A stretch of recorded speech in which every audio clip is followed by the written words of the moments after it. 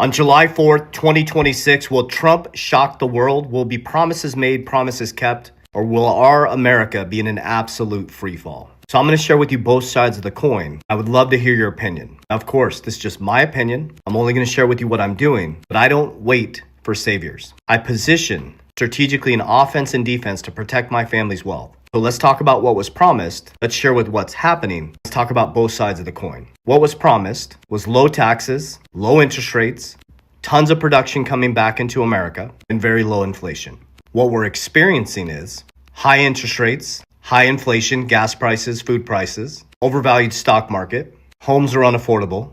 And what has been said is by July 4th, 2026, that's when the big celebration comes. America will be moving towards a full transition. And I love Rob Cunningham's post on X. So he says, in just under 90 days, America will flip, I'm reading it, from fear, premium to confidence and premium nation.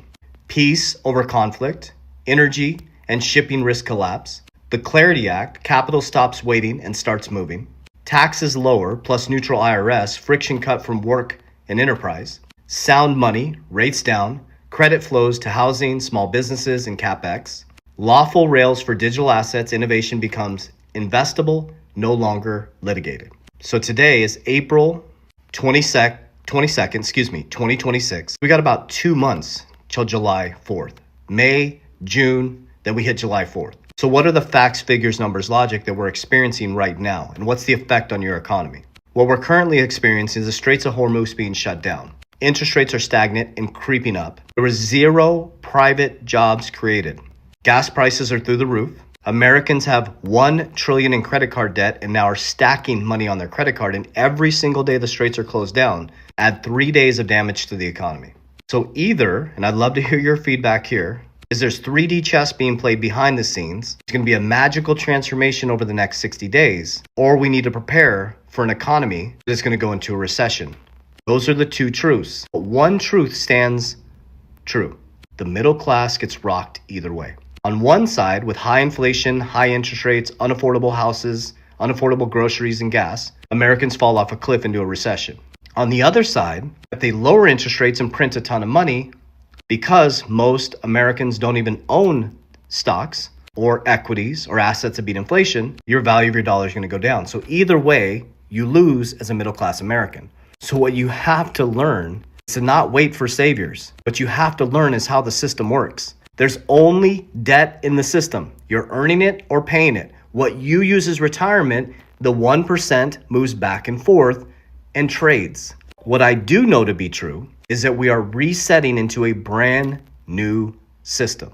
I don't know how it's going to look or what's going to happen, but it's going to happen. So I positioned myself in the new infrastructure. And I also positioned myself in defense that has been around for a long time. I prepare for both scenarios, offense and defense. I don't wait for price predictions. I don't wait for saviors. I move through the system based on macro and microeconomic conditions. Because he has 2 months, July 4th, 2026, based on Rob Cunningham's prediction, to make miracles happen.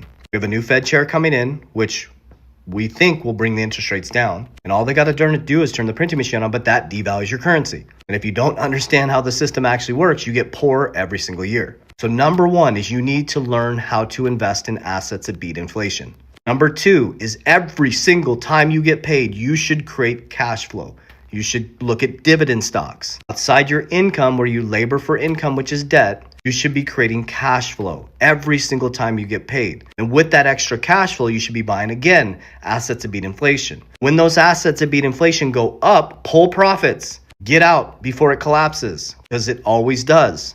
Take the profits and put them in defense. Secure them. Build family banks. Become independent. Then when the markets come collapsing down, you borrow from your own family bank, you go back in and buy good companies at a fair price, and you recycle. So we can argue all day based on what we believe to be true, but I can only measure what's happening right now.